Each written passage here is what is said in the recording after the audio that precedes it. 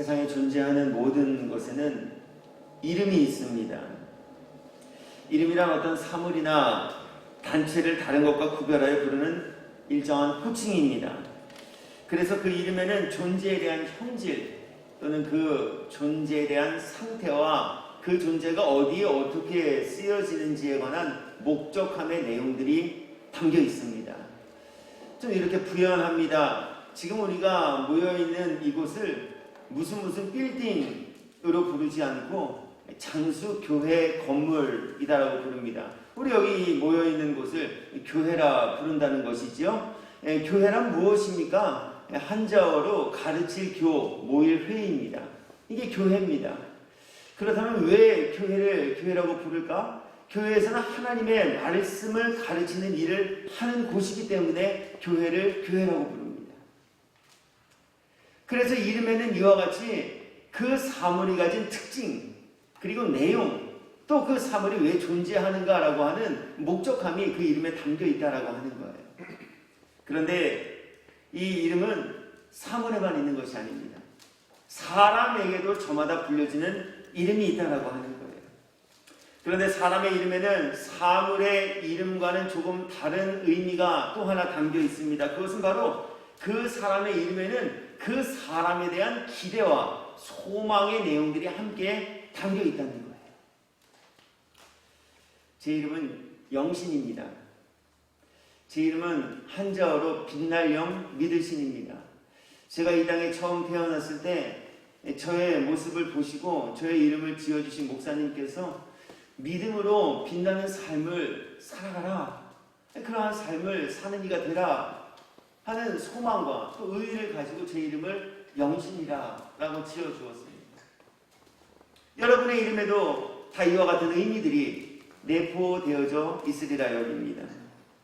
그래서 하나님께서도 그 이름에 합당한 삶을 살아가는 이들이 되게 하시기 위해 계명을 해주신 적도 있습니다. 그 대표적인 예가 우리에게 잘 알려진 믿음의 조상이라 불리는 아브라함입니다. 아브라함의 계명 전 이름은 아브람입니다. 그런데 하나님께서는 아브라함을 믿음의 조상, 열국의 아버지로 삼으시고 그의 삶을 그러한 삶이 되게 하시기 위하여서 아브라함을 아브라함이라고 계명해 주셨습니다. 창세기 17장 4절과 5절입니다. 보라, 내 언약이 너와 함께 있으니 너는 여러 민족의 아버지가 될지라. 하나님이 아브라함, 즉 하나님께서 인생에게 향하신 하나님의 뜻과 계획하심이 담겨 있었다는 거예요. 그리고 그 하나님의 뜻과 계획하심이 아브라함에게 어떻게 증거로 나타나게 되었는가라고 하는 부분에 대하여서 이제 성경이 말씀하시기를 하나님께서 그의 이름을 바꾸어 주심으로 그가 열국과 만국의 아버지로서의 삶을 살게끔 되었다라고 하는 것을 증언하고 계시다는 거예요. 이제부로는 네 이름을 아브람이라 하지 아니하고 아브라함이라 하리니 이는 내가 너를 여러 민족의 아버지가 되게 함입니다. 뿐만 아니라 하나님께서는요, 그 이름에 장차 그 이름에 어떠한 삶을 살게 되어질까라고 하는 것도 담아두어 주셨습니다. 이 땅에 보내신 독생자의 이름이 그것을 이렇게 말씀하고 있습니다. 마태복음 1장 21절입니다. 아들을 낳으리니 이름을 예수라 하라. 이는 그가 자기 백성을 그들의 죄에서 구원할 자이심이라 하니라. 다른 많은 이름들이 장명되어질 수도 있지만 하나님께서는 이 땅에 보내실 독생자의 이름을 예수다 이렇게 하셨다는 거예요. 왜 그래요? 하나님께서 아들을 이 땅에 보내신 이유와 목적하심이 자기들의 백성을 그들의 죄로부터 구원하시기 위함이었기 때문이다라고 하는 거예요. 그래서 독생자의 이름을 예수라고 지시고 예수님께서는 그 이름대로 이 땅에 오셔서 자기 백성의 죄를 용서하시고 또 그들을 구원하시기 위해 십자가에 달려 속죄의 제물이 되는 삶을 사셨다라고 합니다. 이제 하나님께서는 이처럼 이름에 담긴 의미들을 신앙의 선진들과 예수라는 이름을 통해 우리들에게 교훈하시고 난 이후에 오늘 우리가 함께 은혜를 나눌 본문을 통하여서 그렇다면 초림의 예수가 아닌 이 땅에 그들의 죄를 구원하시기 위해 구원 사역을 담당하시고자 오신 예수님에 관함이 아닌 죽으셨다가 부활하시고 승천하셨다가 다시 오실 그 예수님, 그렇다면 그 예수님의 이름은 과연 무엇인가라고 하는 것을 우리에게 말씀하고 계시다는 거예요. 그래서 오늘 말씀의 제목은 다시 오실 이의 이름이에요. 처음 오신 독생자의 이름은 예수님이셨어요. 예수였어요.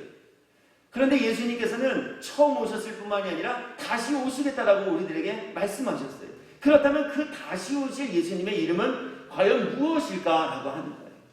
이제 오늘 본문은 그에 관하여서 저와 여러분 모두에게 증언하시기를 다음과 같이 말씀합니다. 또 내가 하늘이 열린 것을 보니 보라 백마와 그것을 탄 자가 있으니 그 이름은 충신과 진실이라. 그가 공의로 심판하며 싸우리라. 그러면서 또 하나의 다시 오실 예수님의 이름에 관하여서 우리들에게 말씀하시기를 또 그가 피 뿌린 옷을 입었는데 그 이름은 하나님의 말씀이라 칭하다.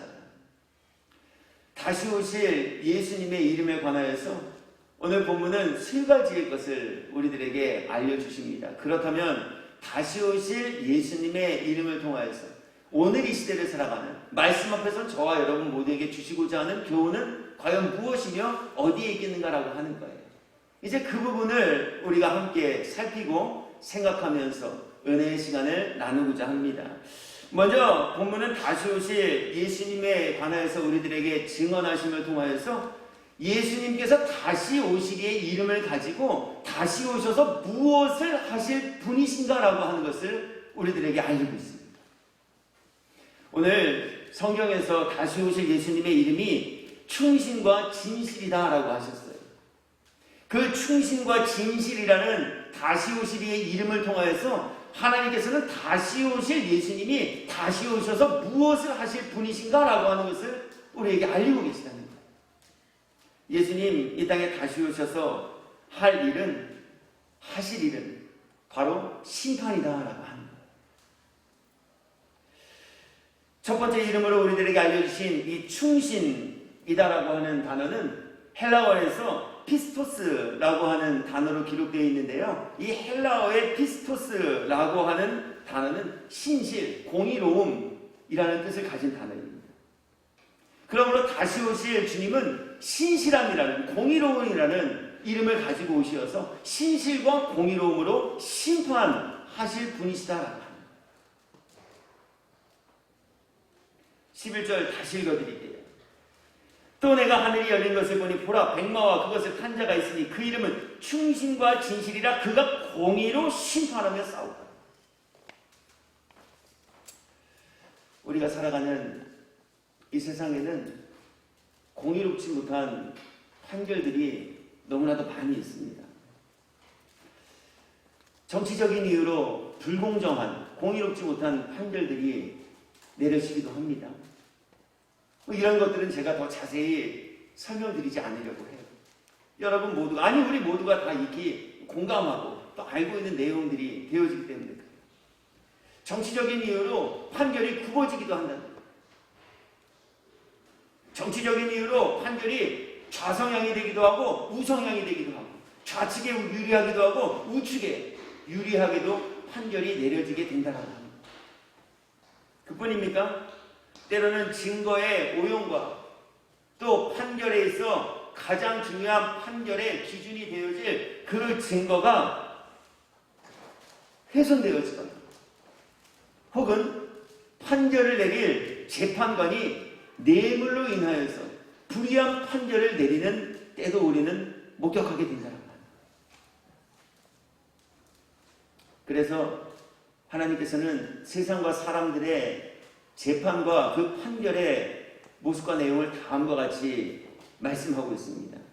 잠언 17장 23절입니다. 악인은 사람의 품에서 뇌물을 받고 재판을 굳게 합니다. 이런 경우들이 이 땅에 있다라고 합니다.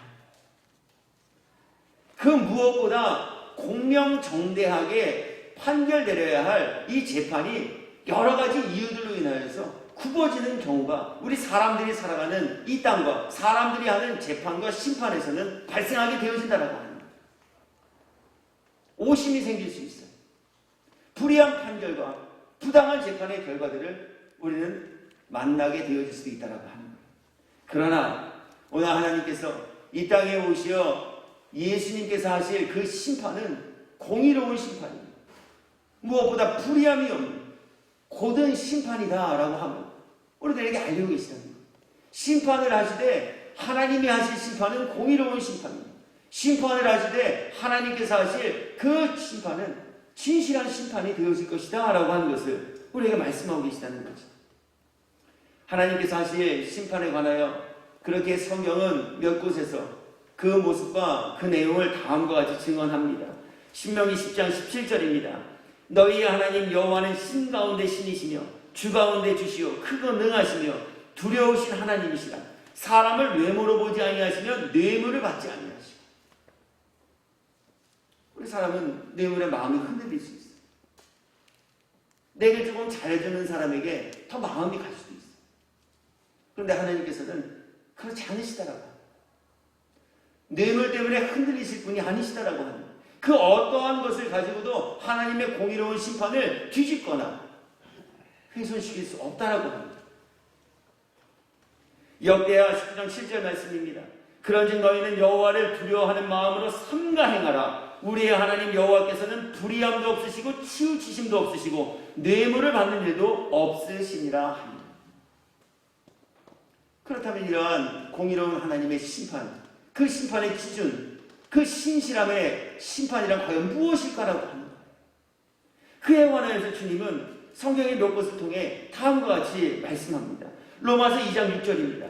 하나님께서는 각 사람에게 그 행한 대로 보응하시되. 이사야서 3장 11절입니다. 악인에게는 화가 있으리니 이는 그의 손으로 행한 대로 그가 보응을 받을 것입니다. 요한계시록 22장 12절입니다. 보라 내가 속히 오리니 내가 줄 상이 내게 있어 각 사람에게 그가 행한 대로 갚아주리라. 마태복음 16장 27절입니다. 인자가 아버지의 영광으로 그 천사들과 함께 오리니. 주님 다시 오실 때에 관한 이야기예요. 여기서 예수님은 다시 오셔서 무엇을 하실 분이신가 라고 하는 것을 스스로 자기 증언하셨습니다. 그때 각 사람이 행한 대로 갚습니다. 오늘 하나님께서는 이 내용을 저와 여러분 모두에게 교훈으로 삼게 하신 이유, 그 과연 어디에 있다라고 여러분들은 생각하십니까? 여러 다른 많은 이유들이 있을 수 있겠지만 행한 대로 갚으시는 이 공의로운 심판을 하실 그 주님의 심판대 앞에 설 날을 준비하는 이들이 되게 하시길 오늘 하나님께서는 공의로 심판하시는 분이 되심을 우리들에게 나타나 보이시며 이것을 교훈의 내용으로 삼게 하고 계신 것 아니겠습니까? 뇌물 좀 드리면 내가 좀 못했어도 잘했다라고 혹시 판결을 좀 내게 유리하게 내려주시지 않을까? 저는 이러한 생각들을 가지고 있는 우리 사람들에게 하나님께서는 그러한 것으로 판결의 결과를 바꾸지 아니하시는 분이 되심을 우리들에게 분명히 말씀하고 계시다는 거예요. 인지상정이라고 하나님과 좀 내가 친했고 평생을 살면서 교회를 다녔고 내가 목사의 삶을 살았고 내가 봉사했고 수고했고 헌금했고 노력했고 그렇다면 하나님께서는 내가 저거 못한 것이 있더라도 사람들처럼 정상을 참작하여서 내게 조금 유리한 판결을 내려주시지 않을까? 이러한 아니라는 생각을 가지고 있는 우리 사람들에게 하나님께서는 그러한 것으로 심판과 재판의 결과를 뒤바꾸지 아니하시는 분이십니다. 공의로우신 하나님이심을 우리들에게 나타내 보이시고 그것을 깨달아 알게 하시기 위해 이것을 교훈의 내용으로 함께 나누게 하고 계신 것 아니겠는가라고 하는 거예요. 그러면서 이 교훈 앞에 하나님께서는 저와 여러분 모두의 각자의 각 사람의 믿음의 상태를 진단하고 점검해 볼 것도 우리들에게 말씀하고 계시다는 거예요. 행한 대로 갚아주실 그 하나님 앞에 나는 과연 어떠한 것을 쌓는 삶을 살아가고 있는가? 오늘 우리의 믿음과 삶의 모습 주님 돌아보라 말씀하고 계십니다. 분명히 행한 대로 갚아주시고 악인에게는 심판으로 의인에게는 칭찬과 상급으로 하나님께서는 갚아주십니다. 그렇다면 나는 과연 하나님 앞에 어느 자의 자리에 서 있는가라고, 어떠한 열매들을 쌓아가고 있는가라고 하는 것이지. 하나님의 심판을 불러올, 하나님의 진노의 재앙을 마실 악을 쌓아가고 있는가? 아니면 하나님께로부터 의롭다 칭찬받으며 의로운 이들을 위하여 예비하신 구원의 문을 통과할, 그리고 천국 처소에서 영주할 의로움과 말씀과 믿음의 열매들을 맺고 쌓아가고 있는가? 과연 저와 여러분은 어떠한 믿음의 모습들을 가지고 살아가고 있는가라고 하는 거예요. 교회 다니시는 것 말고요, 무엇이 되신 것도 말고요, 무엇을 하시는 것도 말고요, 하나님의 말씀과 하나님의 기준 앞에서 나는 얼마나 하나님께서 인정하실 행한 대로 갚아줄 그 심판의 기준에 합당한 믿음을 지키고 지내고 있는가? 오늘 주님 교훈을 통해 이것 저와 여러분 모두에게 점검하며 살펴보라 말씀하고 있습니다. 오늘 주신 이 교훈 앞에 어제까지라도, 아니 오늘 말씀을 대언하기 직전까지라도, 아니 오늘 말씀을 듣기 직전까지라도 의롭지 못한 행실과 열매들만 많이 쌓아가고 축적하며 지내셨다면 지금 이 시간 이후로더라도 행한 대로 갚으시게 되죠. 하나님 그렇게 말씀하시죠. 그 어떠한 뇌물도, 그 어떠한 치우침도 없으신 공의로 심판하시게 되죠. 말씀 있는 우리 믿음 가지시고 우리 모두가 서야 할 그 하나님의 심판의 날과 심판의 때를 의로움이라는 열매 쌓고 맺으며 준비하고 살아내시는 저와 또 여러분이 되기를 주의 이름으로 축복합니다. 하나님 이것 우리들에게 교훈하고 있습니다.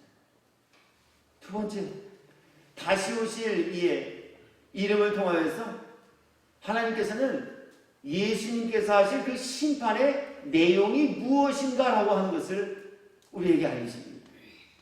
주님께서 다시 오실 이의 이름으로 우리들에게 알리신 것은 바로 진실이라는 이름입니다. 예수님이 다시 오심과 오셔서 하실 일, 하실 심판, 즉 하나님의 모든 말씀은 그렇게 진실이다라고 합니다. 농담이 아니라는 거예요. 거짓이 아니라는 겁니다. 다시 오심도 진실이요, 오셔서 하실 심판도 진실이며, 오셔서 하실 그 심판의 기준과 내용과 모습도 모든 말씀대로 진실이다. 안 오실지도 몰라. 오신다고 하는 건 형이상학적인 내용일지도 몰라. 그러나 주님은 말씀을 믿지 못한, 이렇게 말씀을 왜곡하는 이들에게 하나님의 말씀은 늘 1.1핵이라도 남김없이 성취될 진리의 말씀이다라고 전하고 계시다. 앞서 말씀드렸지만 어떻게든 좋은 수가 생길 수 있겠지. 탄원서 좀 써주면, 좋은 변호사를 사면, 재판도 다 뒤집을 수 있는데, 진실도 다 덮을 수 있는데, 하나님께서 하시는 심판도 그렇게 대응할 수 있겠죠. 그렇지 않다. 그 어떤 것으로도 불꽃과 같은 눈동자로 각 사람들의 모든 행위를 다 꿰뚫어 보시고 감찰하신 하나님이 하실 그 심판 앞에서는 감추어지거나 숨겨질 것이 없다는 거예요. 진실이라는 거예요. 사실이라는 거예요.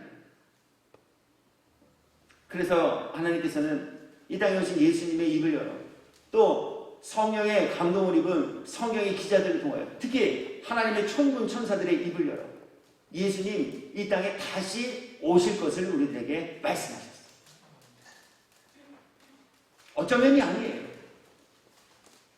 안 오실지도, 안 오실 수도 있겠다? 일정의 변경이 있을 수 없다는 거예요. 분명히 다시 오신다. 사도행전 1장 11절입니다. 부활하신 이후 구름을 타고 승천하시는 그 예수님을 목격하고 있었던 제자들과 수없이 많은 증인들에게 하나님께서는 천군 천사를 보내어 그들의 입을 열어 다음과 같이 말씀합니다. 이르되 갈릴리 사람들아 어찌하여 서서 하늘을 쳐다보느냐? 너희 가운데서 하늘로 올려지신 이 예수는 하늘로 가심을 본 그대로 오시리라 하였느니라. 오신다는 거예요. 예수님은 분명히 다시 오셔요. 충신이라는 이름으로 다시 오십니다. 그래서 공의로운 심판으로 이 땅을 치리하시겠다라고 합니다. 계시록 1장 7절의 말씀도 읽어드립니다. 볼지어다 그가 구름을 타고 오시니 예수님은 분명히 다시 오신다는 거예요. 반드시 다시 오신다. 천재지변도 그 어떠한 이유도 그 어떠한 조건도 다시 오실 예수님의 그 다시 오심을 막을 이유가 될 수 없다는 거예요. 세상은 상황과 환경에 따라 일정이 계획함이 변경되어지기도 하고 취소되기도 해요.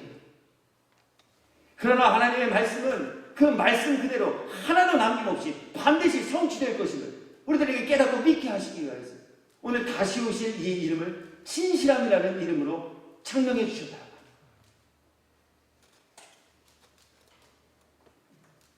오심도 진실이요.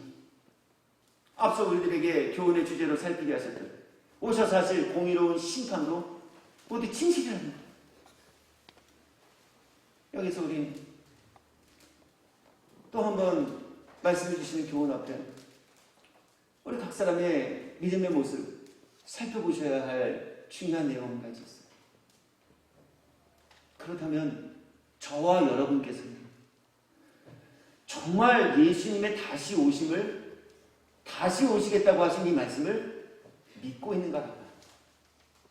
우린 대체 뭘 믿고 있는가라고 하는 것이죠. 믿어야 할 건 하나님의 말씀이요. 하나님의 믿어야 할 그 말씀 가운데 예수님 반드시 다시 오시리라 하셨다면 우리는 다시 오시겠다 하신 그 예수님을 믿는 믿음을 가지고 있는가라고 합니다. 그리고 예수님 다시 오시겠다 하신 그 말씀을 믿는 믿음을 가졌다면 예수님은 분명히 다시 오실 것이니 다시 오실 주님을 맞이할 준비를 하고 계시는가라고 합니다. 이것이 암과 믿음의 차이. 예수님 다시 오셔. 어떻게 오셔? 구름 타고 오셔. 성경이 그게 어딨어? 사도행전 1장 7절에 보니까 너희가 본 모습 그대로 다시 오시겠다 하셨어요. 너희가 본 모습은 예수님 구름 타고 가신 것이니 예수님 다시 오실 때도 구름 타고 다시 오실 거예요. 아는 건 다 알아요. 성경의 말씀도 줄줄 다 외우고 있어요.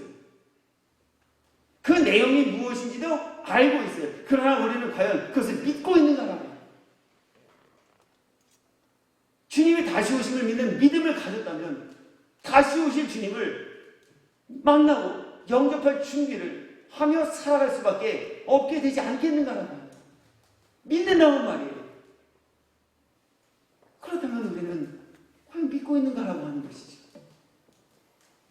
주님 다시 오시면 그날 부끄럽지 않게 주님을 다시 만나고 주님을 영접하기 위해 벌거벗지 않은 주님이 입으라 명령하시고 주님이 입으라 허락해 주신 성도로서의 합당한 예복 세마포를 우리는 입고 있는가라고 합니다. 예복을 준비하고 있는가라고 합니다. 우리의 예복을 어린 양의 피에 씻어 쉬고 깨끗하게 준비하고 있는가라고 합니다.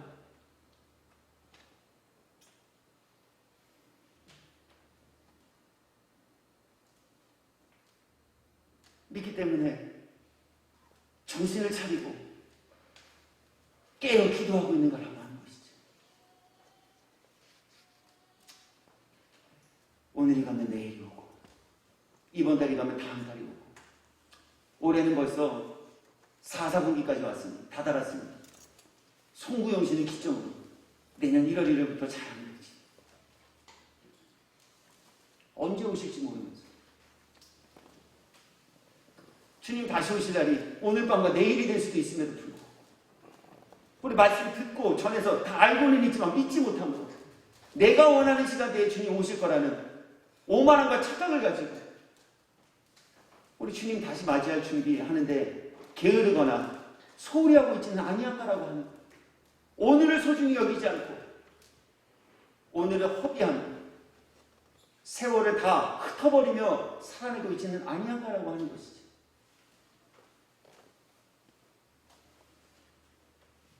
주님 말씀대로 다시 오시겠다 하신 그 말씀을 믿는다면 그 다시 오실 때쯤을 알리는 여러 가지 징조들을 우리는 보면서 시대를 분별하고 있는가라고 하는 거예요.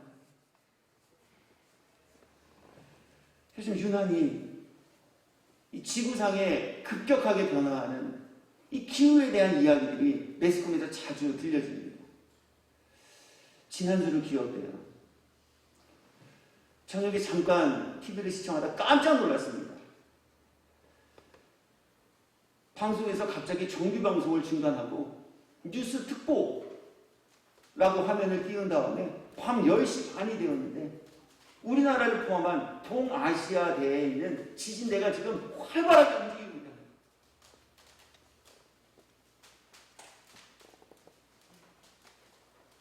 이걸 어떻게 자연의 현상과 기후의 변화만으로 그 이유가 다 설명될 수 있겠느냐라고 하는 거예요. 주님 말씀하셨잖아요.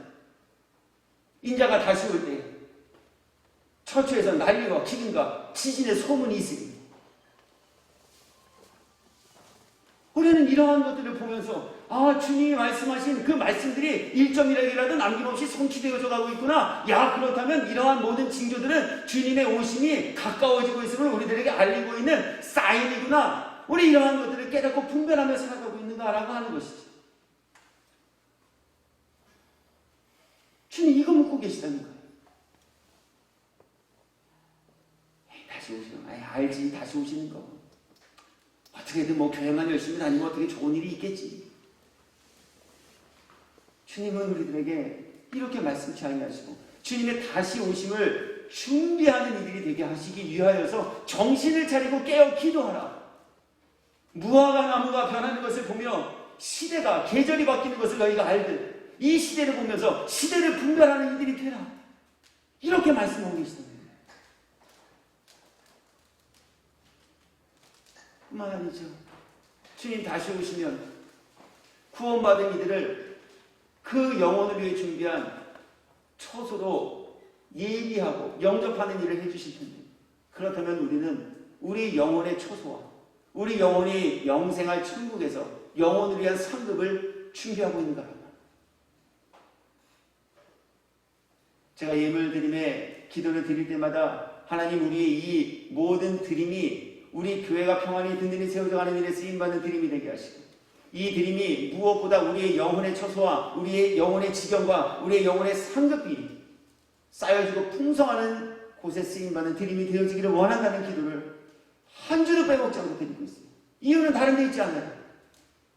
상급 준비하기 위해서. 주님 우리들에게 상급을 준비하라 말씀하셔요. 부활이 나 같은 부활이 아니라 하셔요. 더 좋은 부활이 있다 하셔요. 칭찬이 있는 부활이, 상급이 있는 부활이라 하십니다. 그것을 준비하라 주님 우리들에게 말씀하셨다는 거예요. 그렇다면 우리는 과연 주님이 다시 오실 때 우리들에게 주실 그 더 좋은 부활이라는 자리에 참여하기 위해 상급을, 처소를 준비하고 있는가라고 합니다.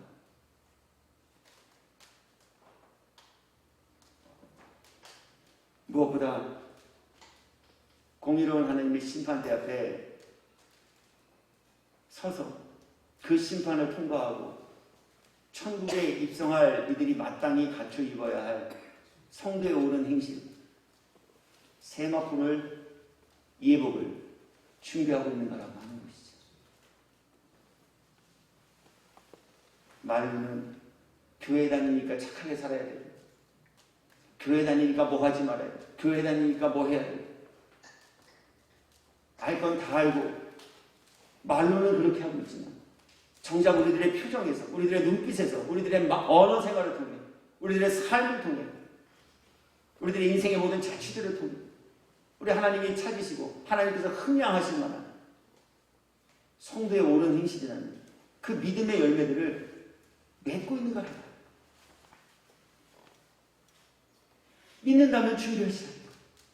믿는다면 준비하실 수밖에 없게 된다라고 오늘 말씀하고 계시고, 그러면서 우리의 믿음의 상태를 하나님의 말씀 앞에 점검해보라 우리에게 도전하고 계십니다. 이제까지 그렇지 못하셨다면 오늘 이 시간 이후부터라도 저와 여러분 모두께서 다시 오실 주님의 재림 때를 신실하신 믿음으로 다시 오실 그 주님의 재림의 날을 예비하고 준비하며 살아가시는 지혜로운 성도들이 되기를 주의 이름으로 축원합니다. 끝으로 이 땅에 다시 오실 예수님의 이름에 관하여서 하나님께서는 그 이름을 말씀이다 라고 하십니다. 본문 중 13절의 말씀을 읽어드립니다. 또 그가 피 뿌린 옷을 입었는데 그 이름을 하나님의 말씀이라 치다. 주님이 다시 오시면서 차려입고 오실 그 옷의 이름이 하나님의 말씀입니다. 무엇을 뜻합니까? 주님의 다시 오신 분, 오셔서 하실 심판, 모두 그 기준이 하나님의 말씀에 있다라고 하는 것을 우리들에게 교훈하고 계시다. 멋대로가 아닙니다. 기분 내키시는 대로가 아닙니다. 하나님께서 예고하시고 하나님께서 작정하셨으며 그렇게 하나님께서 하신 그 모든 말씀대로만 예수님은 이 땅에 오실 것이요 오셔서 심판하실 것이요 그 심판도 하나님의 말씀이라는 기준으로 하실 것이다 라고 합니다. 그러므로 다시 오실 주님의 때와 오셔서 하실 그 주님의 심판의 때를 예비하고 준비하는 이들이 되기 위하여서 하나님의 말씀에 입각한 지혜로운 이들, 준비하는 이들이 되라 오늘 우리들에게 명하고 계십니다. 말씀이 우리들에게 알리는 주님의 다시 오심의 때를 맞이하는 지혜자의 모습이 어디에 있습니까? 성경은 그에 관하여서 많은 이야기들을 우리들에게 소개하지만 저는 오늘 이 시간 세 가지의 내용만 함께 살피려고 해요. 먼저 지혜로운 이들, 그들은 성령과 하나님의 말씀으로 무장하여 깨어있는 이들이다 하십니다.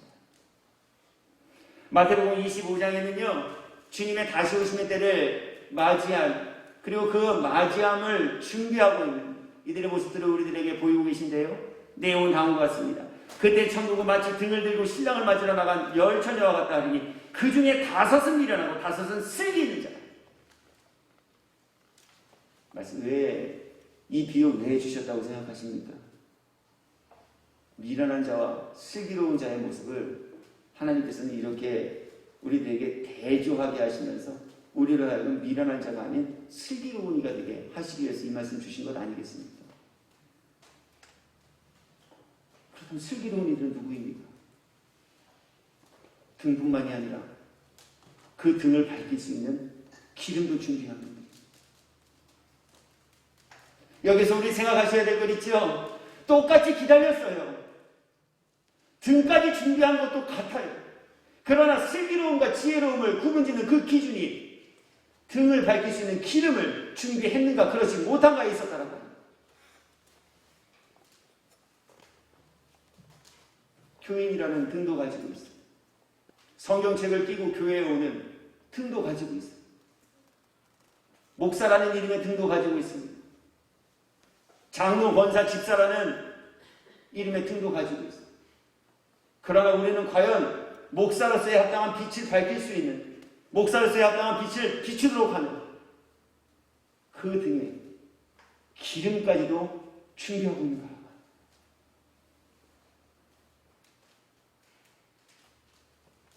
주님 오늘 이것 저와 여러분 모두에게 묻고 계셔.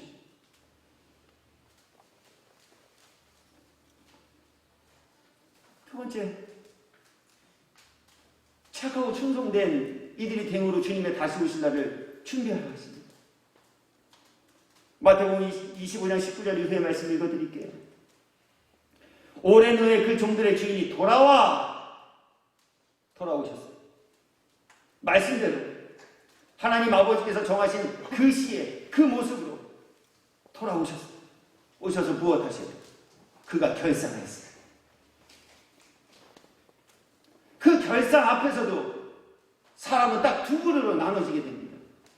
어떠한 분들과 어떠한 분들이셨습니까? 착하고 충성된 종과 악하고 게으른 종으로 나눠졌다는 거예요. 이 비유 주신 이유도 다른 데 있지 않죠.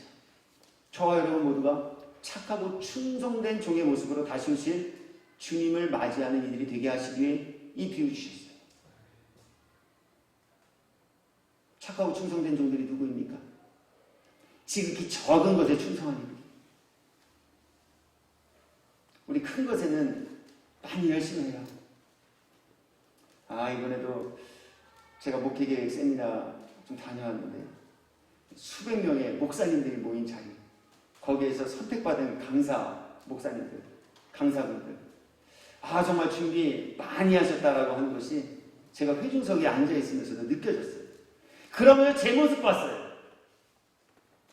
저는 과연 매 주일 여러분들을 만나는 이 예배드림과 이 예배드림 시간에 제가 전해야 하는 이 말씀 전하는 시간을 나는 얼마나 귀하게 여기며 열심을 다해 준비하고 있는 거예요.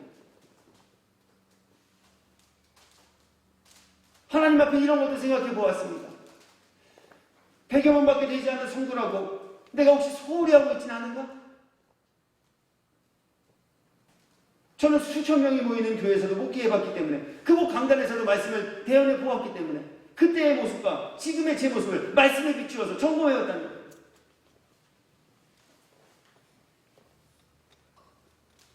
그러면서 상상도 해보았습니다. 수만 명이 모인 집회에 내가 강사로 초청을 받는다면, 내가 오늘 장수교회에서 목회하면서 설교를 준비한 그 노력과 열심보다는 더 많은 정성과 열심을 기하여서 말씀 대언하면 준비하진 않을까? 그러면서 하나님 앞에 회개했습니다. 하나님, 지극히 적은 일에 충성한 자, 착하고 충성된 종이라 여기시고 칭찬해 주신다 하셨는데, 하나님, 사람과 세상의 기준을 가지고 많고 적음을 내 스스로 판단하여 주님이 내게 맡겨주신 그 귀하기 귀한 달란트를 땅에 묻어놓은 한 달란트 가진 자의 모습으로 제가 살고 있고 목회하진 않았습니까? 올 한해 제가 제일 고민하고 제일 많이 회개하고 제일 많이 기도했던 부분이 바로 이 부분이었어요.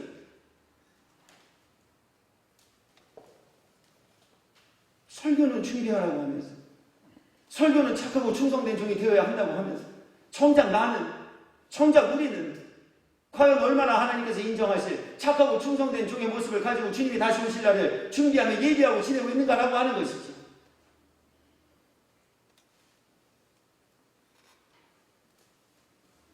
뿐만 아니라 주님은 하나님의 말씀대로 오셔서 하나님의 말씀의 기준으로 심판하실 것이기에, 하나님의 심판을 준비하는 이들이 되게 하시기 위하여 하나님의 뜻대로 법대로, 즉 하나님의 말씀대로 심판을 예비하고 준비하는 이들이 되라 우리에게 말씀합니다. 어떤 기준으로 심판하실까? 궁금하십니까? 하나님 오늘 그에 대한 정확한 답변을 우리에게 주십니다.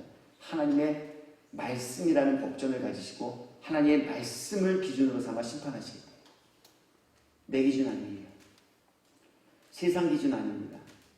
하나님의 말씀과 하나님의 그 말씀이 가진 기준으로 심판하시겠다. 마태복음 7장 21절입니다. 나더러 주여 주여 하는 자마다 다 천국에 들어갈 것이 아니니. 이 말은 무엇을 뜻합니까?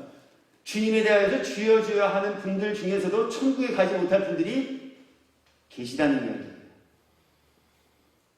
하나님 아버지, 신실하신 하나님, 공의로우신 하나님, 에베네셀의 하나님, 임마누엘의 하나님, 우리를 사랑하신 하나님, 보호해주신 하나님, 은혜의 하나님, 이렇게 하나님을 부르고 기도하는 분들 중에도요, 천국에 가지 못하실 분들이 계시다는 이야기입니다. 예수님, 오 나의 주여, 신실하신 이여, 만왕이여 만주의 주시여, 메시아시여, 하나님의 독생자시여, 전능들의 스스시여, 살아계신 하나님의 아들이시여 라고 고백하는 분들 가운데에서도 천국에 가지 못할 분들이 계실 수 있는 게 아니라 계시다는 이야기예요. 주님 말씀이에요. 그렇다면 누가 천국에 합당한 일입니까? 누가 주님 다시 오셔서 공의로 심판하실 때 그 심판대에서 착하고 충성된 종이다, 의로운 이들이라 인정받아 구원과 영생의 문을 통과할 분들입니까? 그에 관해 성경은 이렇게 증언합니다. 다 천국에 들어갈 것이 아니요 다만 하늘에 계신데 아버지의 뜻대로 행하는 자라야 들어가요. 그날에 많은 사람이 나더러 이르되 주여 주여 우리가 주의 이름으로 선지자 노릇하며 주의 이름으로 귀신을 쫓아내며 주의 이름으로 많은 권능을 행하지 아니하였나이까 하리니 그때 내가 그들이 누구입니까? 주님의 이름으로 권능을 행한 사람들입니다. 주님의 이름으로 선지자 노릇했던 사람입니다. 그들에게 주님 말씀하시겠다는 거예요. 무엇이라고 말씀하겠다고 하십니까? 내가 너희를 도무지 알지 못하니 불법을 행하는 자들아 내게서 떠나가라 하리라. 그러므로 누구든지 나의 이 말을 듣고 행하는 자는 그 집을 반석 위에 지은 지혜로운 사람 같으니. 말씀 정리해요. 다시 오실 예수님의 이름은 충신이요 진실이요 그리고 하나님의 말씀이라 하셨습니다. 충신이라는 이름을 가지고 오셔서 주님은 심판하십니다. 진실이라는 이름을 가지고 오셔서 하나님의 말씀대로 주님은 판결하는 일을 하십니다. 진짜라는 거예요. 사실이라는 거예요. 그러니 이 교훈을 전하고 받은 저와 여러분 모두는 다시 오실 주님의 날, 주님의 심판의 때를 준비하라. 오늘 우리들에게 말씀하셨어요. 깨달아지고 믿어짐으로 준비하고 싶어하는 마음으로 변화받는 저와 여러분이 되기를 예수님의 이름으로 축복합니다. 아무리 얘기해도 마음에 감동과 깨달음과 믿음이 없다면 할 수 없어요. 그렇게 주님의 이름으로 축복했어요. 그리고 그 소원을 받으셨다면 마음에 주신 소원대로 살아갈 수 있도록 힘과 능력이 되시는 보혜사 성령 하나님 아버지의 도우심을 구하고 입으며 지내는 저와 여러분 되기를 예수님의 이름으로 축복합니다. 그래서 그날 정말 충이 없었어요. 바깥 어두운데 내어 죽여 슬픔의 이가는 비운의 주인공들이 아닌 잘했다. 변명심 잘했다.